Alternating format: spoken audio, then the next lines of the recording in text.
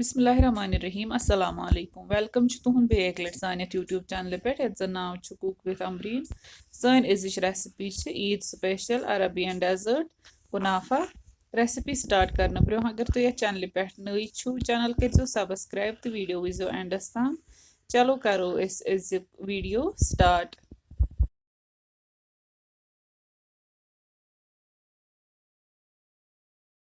कुनाफा बनाने खतर बनाओ गोड़ सारी खुद ब्रो शुगर सिरप थो बनाइत गोड़ ये मे निमुत 1 कप आब अत त्रो 1 कप खंड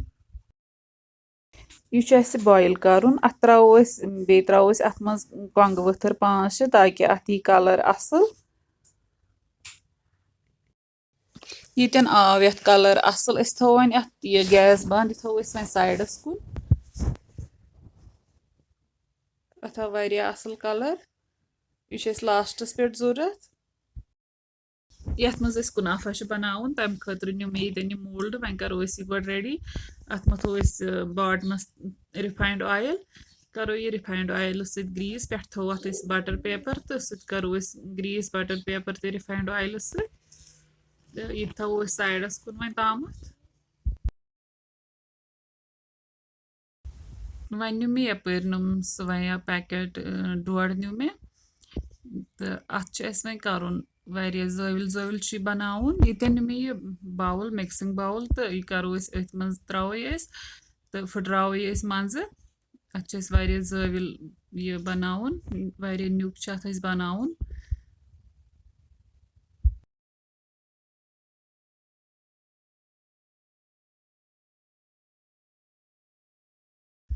ये थो वन गो रेडी वन यह थो न्यूक न्यूक कर अत मज त्रो वन पाउडर शुगर 1-2 चमचे त्रोन पे टेस्ट मुताबिक कह खंड खान ज्यादा कह खान कम तम हिसाब पाउडर शुगर नुन तो कर मिक्स असल पा अत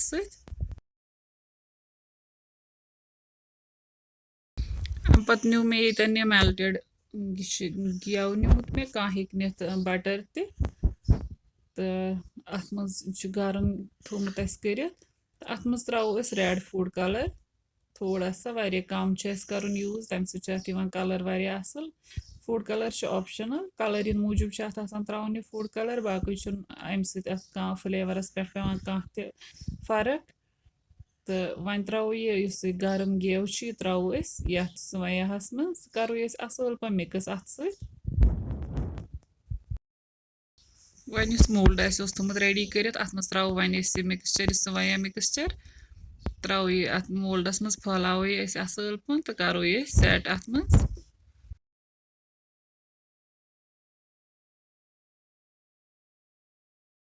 यीतिस कालस यह सवया मिक्सचर अत मज सेट गि अत दिमो कह टाइम तो तीतिस कालस बनाओ यपर क्रीम अम खतर क्रीम बनाने खतर न्यू मे ये दोदस 2 कप तो अम मज तुलो थोड़ा सा दुध थो तथ मज त्रोन कॉर्नफ्लोर तो ये त्रो ये खंड 2 चमचे या यूता यमिस पसंद त्रा तूत खंड तो अनो अत बॉयल युथ यी तो तम पे त्रो अत कॉर्नफ्लोर मिक्सचर मज तो रोजो तोतान कंटिन्यू स्टर करान योताम अत यी टेक्सचर थोड़ा क्रीमी टेक्सचर गि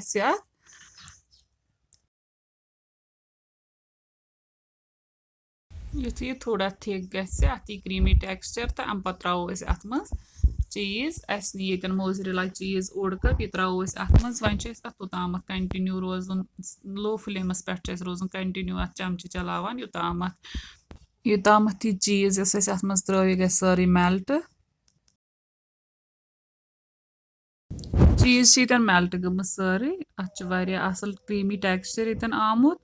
तो वन थो ये गैस बंद तो करो वेट योताम यह गि कूल डाउन रूम टेम्परेचरस पे यह ये क्रीम मिक्सचर गोमुत ठंड तो वन त्रो अत थोमुत सवया बनाइत ये मज मोल्डस मज अत मज त्रो पे तो बे त्रो पे अत मोजरेला चीज ये हेकू तुम स्किप कर मोजरेला चीज मगर अगर ज्यादा फ्लेवर अन तो तेल मोजरेला चीज जरूरी त्रोन ये अम सत असल फ्लेवर मोजरेला चीज त्रान पे त्रोत बे पे थोड़ा सा ये क्रीमी मिक्सचर तो अम पे त्रो अत दोयम लेयर सवया असल आराम सान त्रावन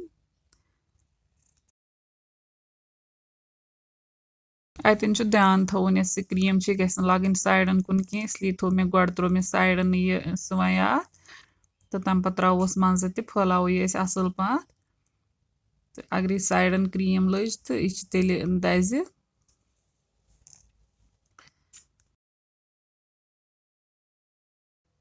सवय असल पन पे फैलावन पत ओन स्पैचुला तो अम सर असल पन लेवल वन थो यह मोल्ड ओवनस मज यह थोमुत प्रीहीट कर 10 मिनट 180 डिग्री पे तो वन करो ये बेक बे 10 मिनटन 180 डिग्री पे ज़्यादा टाइमस बेक कर खाली 10 मिनटन कर बेक 10 मिनट गसित कोर चेक इस कुनाफा बिल्कुल रेडी गोमुत यह बेक गोमुत असल पह कलर ते आमुत तो वन करो ये अकिस प्लेटस पे फिरो वन यह डिमोल्ड करो ये अम पत करो ये गार्निश पिस्ताचो निमित थमित जल जल कतरत तो पाउडर हिश बनत तो यह करो अत पे वन करो अम सत गार्निश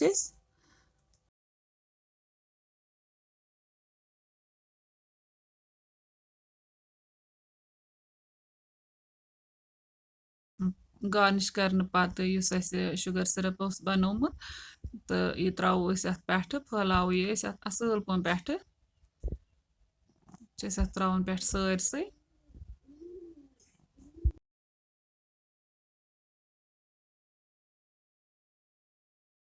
अथ सन अजिच रेसिपी कुनाफच रेसिपी बिल्कुल रेडी गमच वन तो वन करो सर्व तो तुम अगर सन अजिच रेसिपी पसंद आम वीडियो कर ज़्यादा से ज़्यादा लाइक तो शेयर बे दीजो पन फीडबैक कमेंट सेक्शनस मज रेसिपी कर ज़रूर ट्राई अल्लाह हाफिज़।